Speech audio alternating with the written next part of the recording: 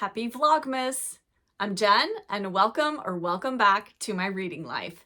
Today I am here to go over all of the books that I read in November and also to wrap up my autumn 5-star predictions. Spoiler alert, I didn't get to them all.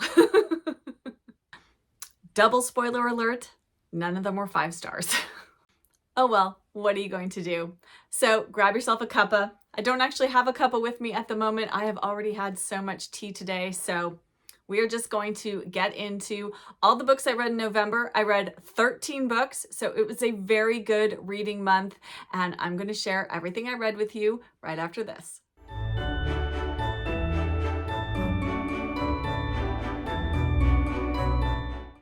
Let's just get right into the books, shall we?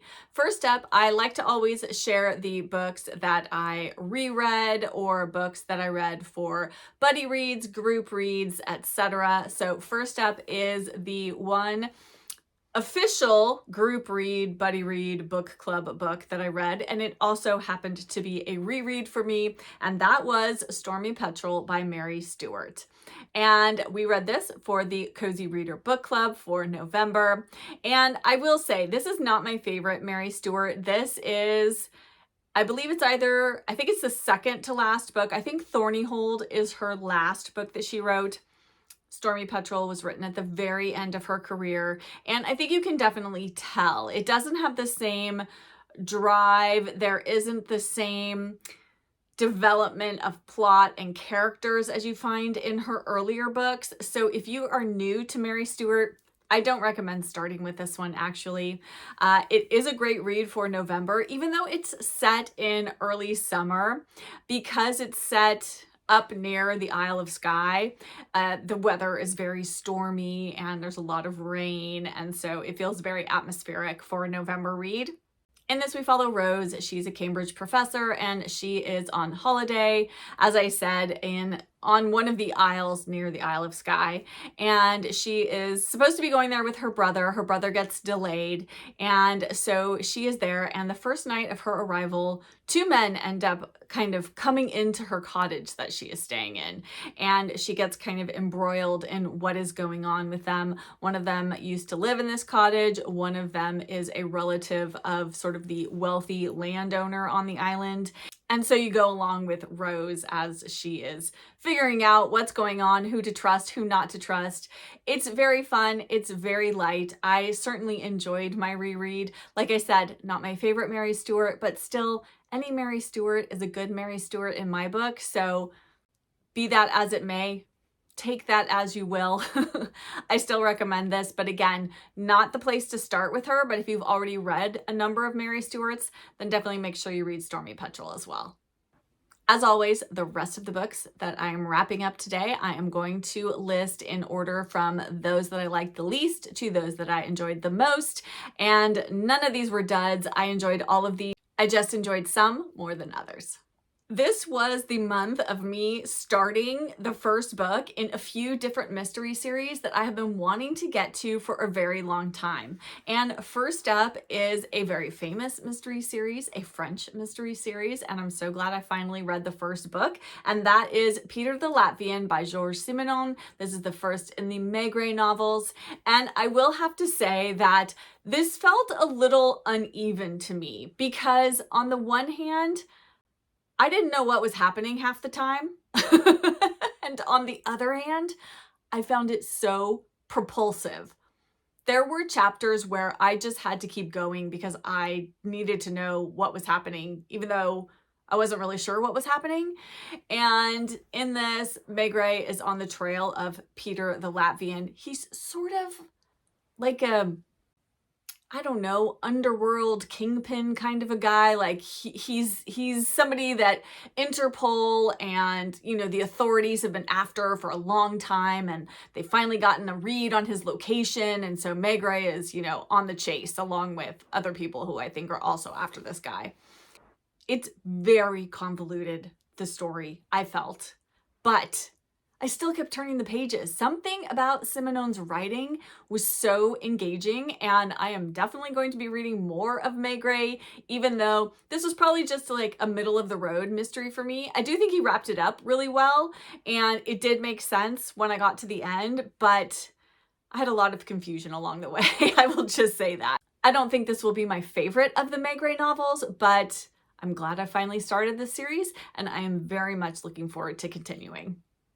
And then next up is another one of the first in those mystery series that I've been wanting to start.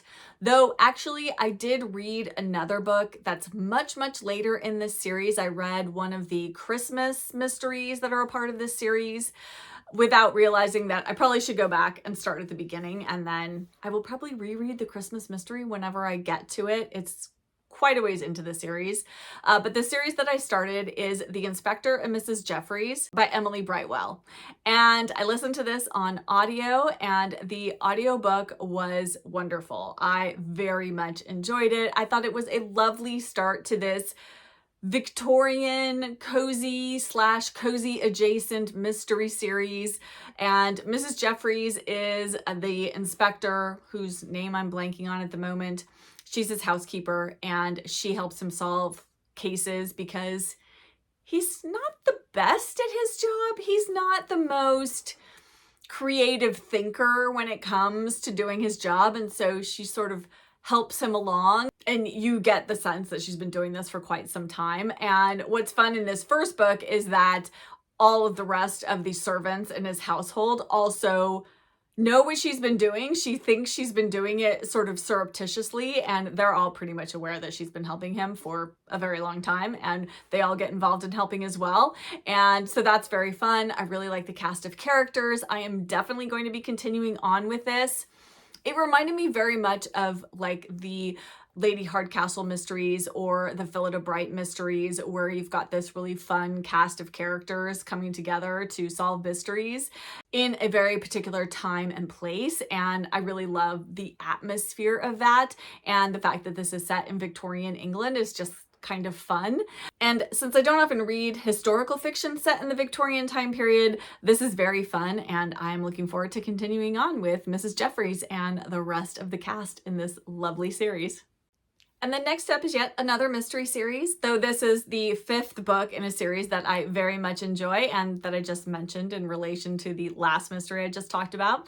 And that is Two Truths and a Lie by Colleen Cambridge. As I said, this is the 5th book in the Philida Bright mystery series, and I very much enjoy this mystery series. It is such good fun. Philida Bright is the fictional housekeeper of Agatha Christie, and she solves murders, mysteries, what have you. And in this one, she is invited to a dinner party. During the dinner party, one of the guests recommends they play the game Two Truths and a Lie. She proceeds to tell two truths and a lie, and one of them is that she witnessed a murder that she didn't realize at the time was a murder, but now knows that it is. And then all of the guests leave, and then this woman's sister is hit and run down by a car, and she is killed. And it is up to Philida Bright to figure out who done it, what happened, and also what was this original murder that the sister said that she saw. A couple of things about this. So the mystery itself was fun, and I didn't fully figure it out, though I figured out a few of the elements of it as we went along. I will say that you do have to suspend your disbelief that Agatha Christie's housekeeper would have as much time as she does to solve these mysteries and still get her housekeeping duties done in a large household such as the one that she runs. And there is a fun little romance happening in this series, which I am very much on board with. And then while I was reading this, I kept wondering to myself, is Colleen Cambridge a fan of Downton Abbey? There are some parallels. There are some characters, both their personalities and their names, that are very similar to Downton Abbey characters, and I'm wondering if she got some inspiration from that.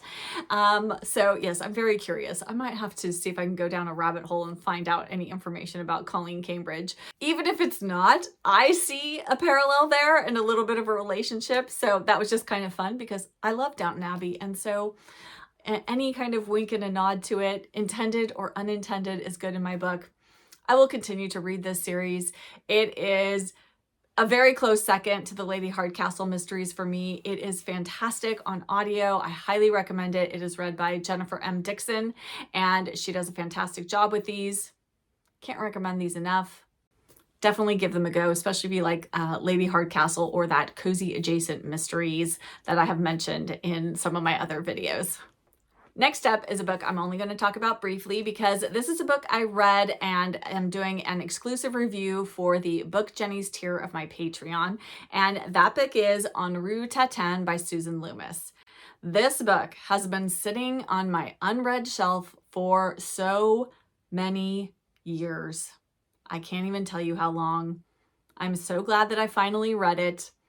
I did very much enjoy it. That's all I'm going to say about it. So if you want to know more, you can join the Book Jenny's tier of my Patreon and you will get access to that exclusive book review. I do exclusive book reviews for them every month. I started this a couple of months ago and it's very fun. They get to pick a book for me, or I choose a book and then I do an exclusive review of it. But it's just a little added perk for them over there on Patreon. So I am so glad this nonfiction memoir is finally off my TBR. I have read it. Yay! Next up is another nonfiction book, and this was a complete impulse read on my behalf. One of you, and I'm so sorry that I can't remember which of you, mentioned it in a comment that you were reading it and loving it, and that is The Place of Tides by James Rebank. And this is a nonfiction book about James Rebank's experience. He spent time with what he refers to as a duck woman of Norway. And there are these women who go off to the Norwegian islands. It's sort of like an archipelago off the coast of Norway. And they go there, they help set up nests for eider ducks, so that the ducks they come in and land, I think, only once a year to nest, have their babies, and then these women collect the eider down that is left behind after the ducks and the babies leave the nest, and then they sell that eider down to make down comforters and pillows and things like that. And apparently it is a very, very old tradition that has been going on for an incredibly long time and is still done today. And James Rebanks meets this woman, Anna, and ends up going with her 1 year, what is going to be really her last year doing this, to go and, set up these nests and be with her on the island while the ducks are there until they leave, and then collecting all of the eider down at the end. And he shares his experience and he tells all about Anna and who she is and what her life is like. And it is such a sort of quiet, revelatory book about humans and our place in and amongst nature and our role and our responsibility towards that, and really gets you thinking. It was really beautifully done. I enjoyed it very much. It was lovely. I listened to the audiobook. And I highly recommend it. If you have not read it, it's out, it's fairly new, and it's definitely worth a read. That was one of my picks for the unofficial nonfiction November this year.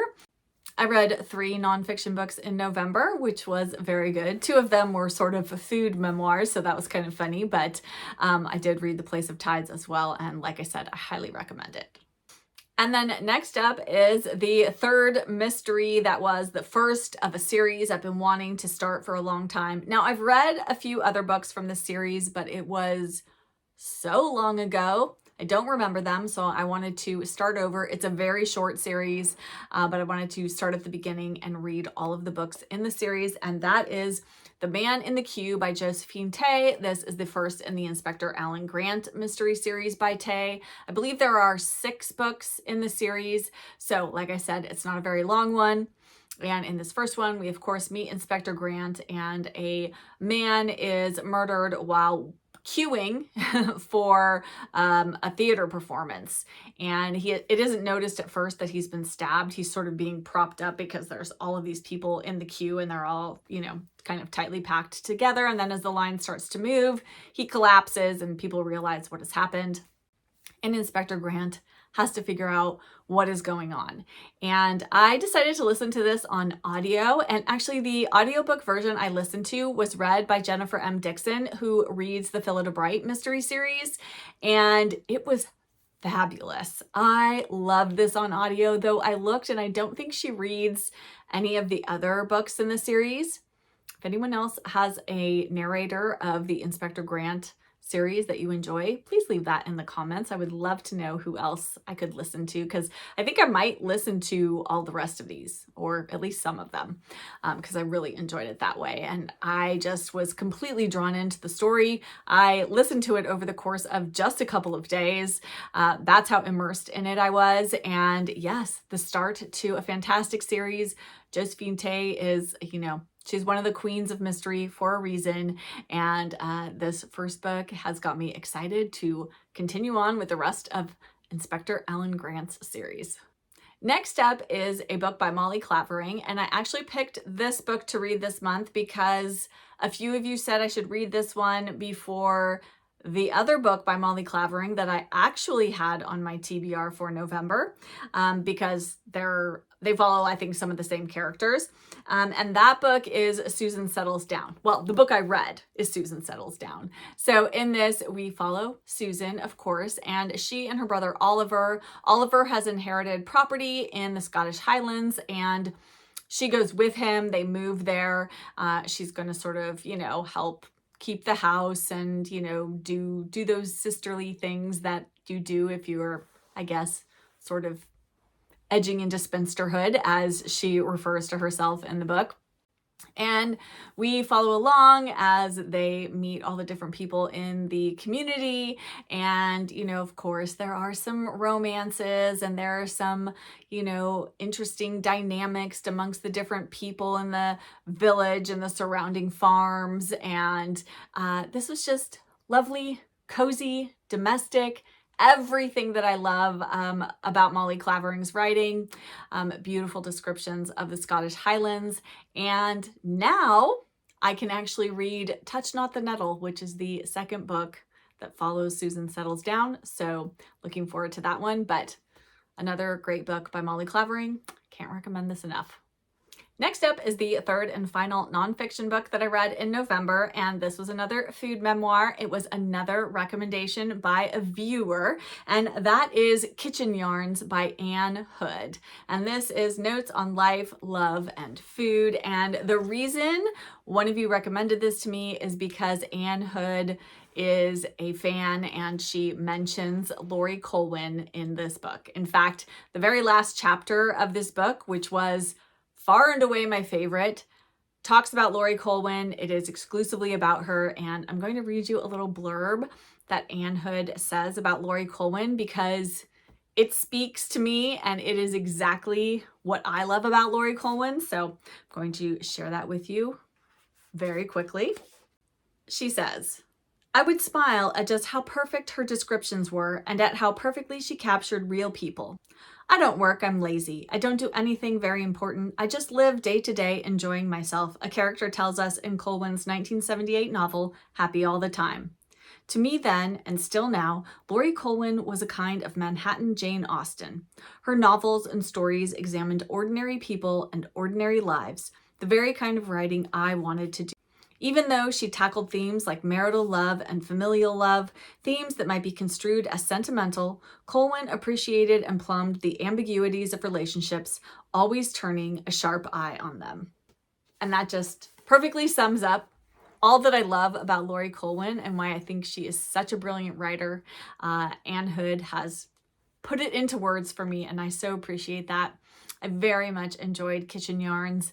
Anne Hood shares all about her life and she relates it all to food. And each chapter is really a vignette. A lot of them were articles that she wrote for different magazines and appeared in other collections of her work.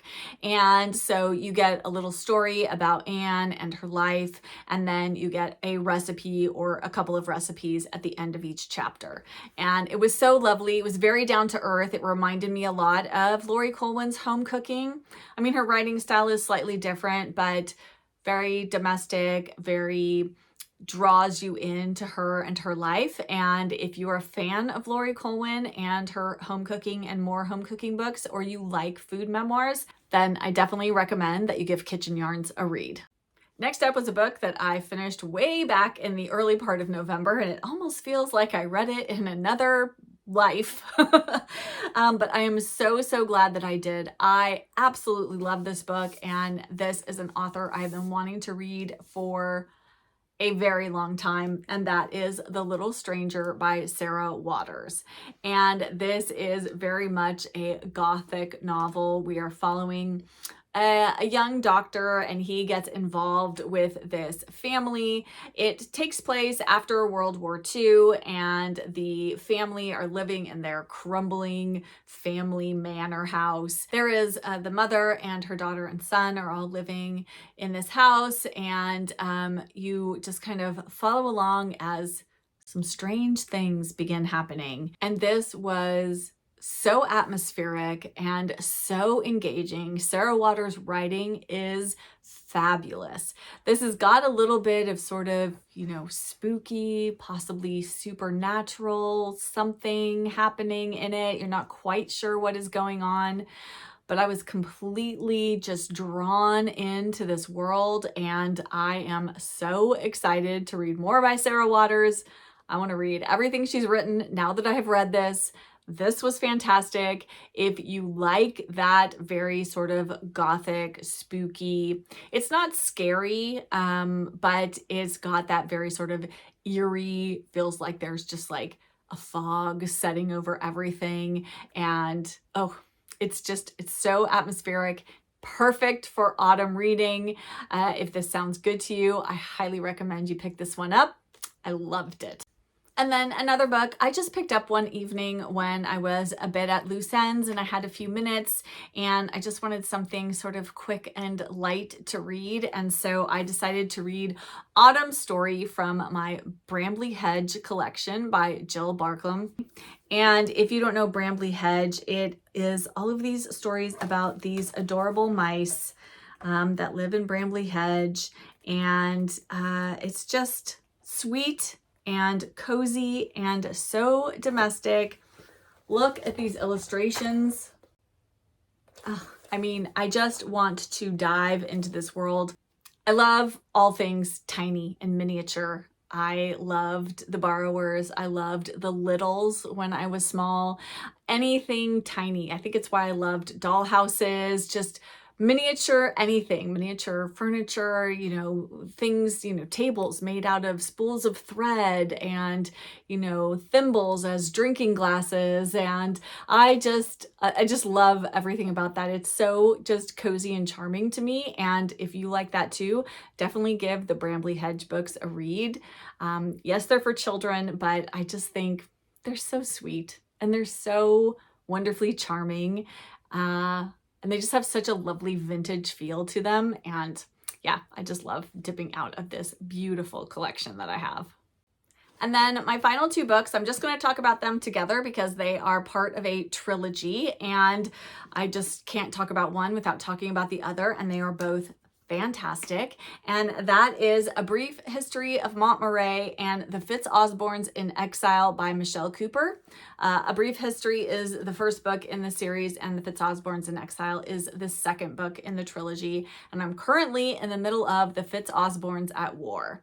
And my friend Melissa from A Duchess Inside, we had talked about buddy reading this book, and so we just decided to do it in November and invited our friend Elizabeth, who also said she wanted to read this book. And so the three of us decided to buddy read this, and then we just couldn't stop. And we said, let us just continue and binge read the entire series. And so that is what we are doing. And we are currently in the middle of the third volume. And I can't put it down. This is so fantastic. If you are looking for something for Epistolary January, I highly recommend these. So they're written in journal format. The first book very much feels like I Capture the Castle. And if you enjoy I Capture the Castle by Dodie Smith, I think you will love this. A Brief History of Montmoret. It does get off a little bit to a slow start, but you're getting sort of immersed in the world and getting to know all of the characters. And Montmoret is actually a fictional kingdom. It's an island kingdom. It's in the Bay of Biscay, which is between England and France. And it's about the royal family of Montmoret. They don't really live like royals. They live in this decrepit, crumbling old castle, and they hardly have enough food and, you know, heat and clothing, and they're dependent upon ships passing by and their cargo deliveries and things like that. The King of Montmoret is not really of his right mind. And so it falls to the younger generation, his daughter Veronica, and then Sophie, whose journal we are following. She and then her brother Toby, they are Veronica's cousins, and their younger sister Henry. The three of them, Toby is next in line to be king because succession passes down the male, through the males in the family. And so we just kind of follow along with their story. And then the Fitzosbornes in Exile shows them heading into England. They're headed there for reasons you find out during Montmoret. This is set before World War II. The Fitzosbornes in Exiles leads us right up to the start of World War II. And then, of course, the Fitzosbornes at War, which is the third volume, takes place during World War II. I am just loving this series. I cannot recommend it enough.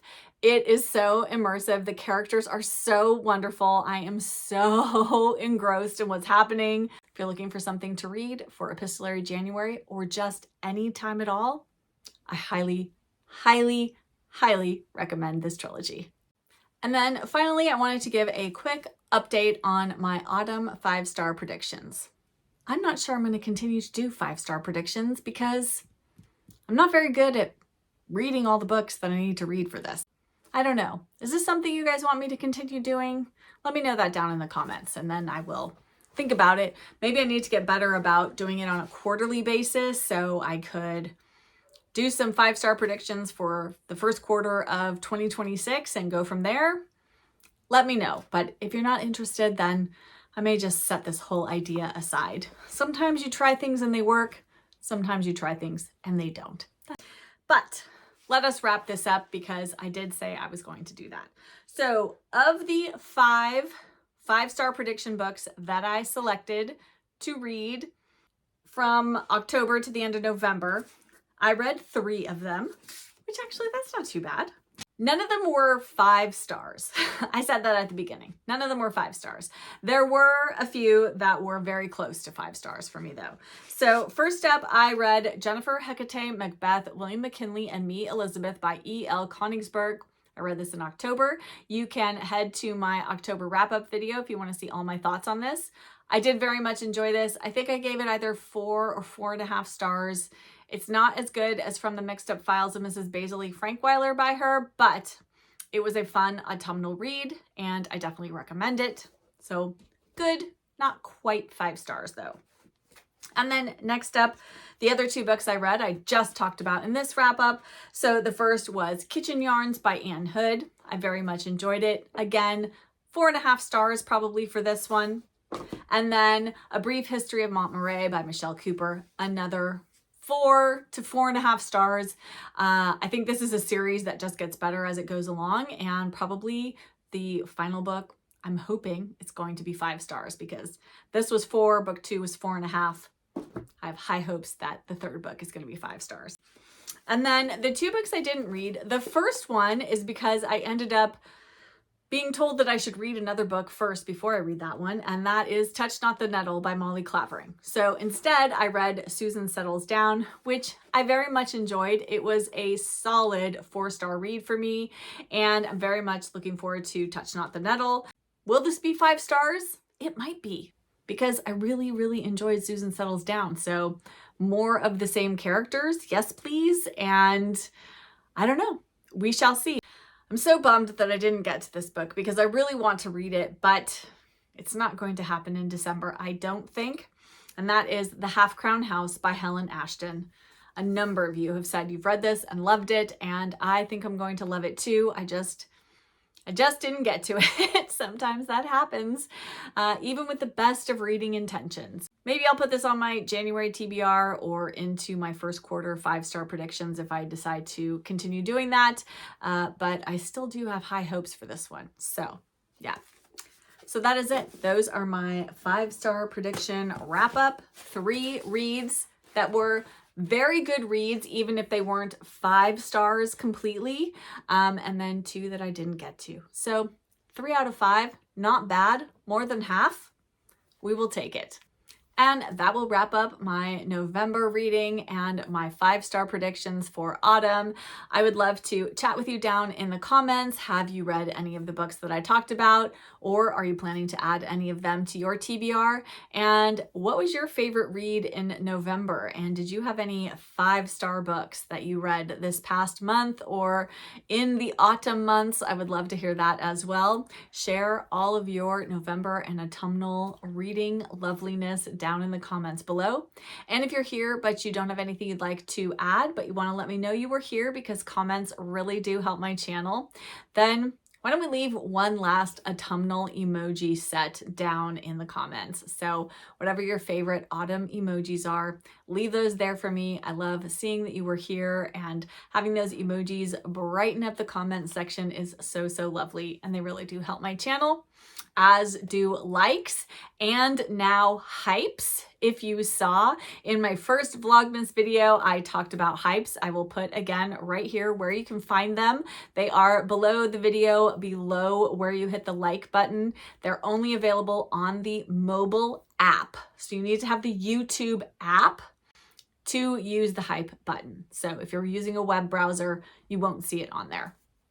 But if you could hit that hype button, you can do it up to 3 times per week for any videos that you really love. And it really does help smaller creators like myself to be shown more and to get pushed out there by the algorithm or whatever it is that YouTube magically does behind the scenes. So I really do appreciate that. And if you enjoyed this, if you're enjoying my Vlogmas content, I would love for you to hit that subscribe button, turn on your notifications, and stay around for more cozy holiday goodness and post-holiday goodness when we get into January. And I really do hope you join our cozy community here. It is so, so wonderful. And thank you all so much for being here, for taking time out of your day to spend it with me in my cozy corner of BookTube, and for all your lovely comments. I so appreciate seeing them and chatting with you there, and seeing you all chatting amongst yourselves as well. And I'll be back tomorrow with another Vlogmas video for you, so stay tuned for that. And until then, happy reading and happy holidays. Bye!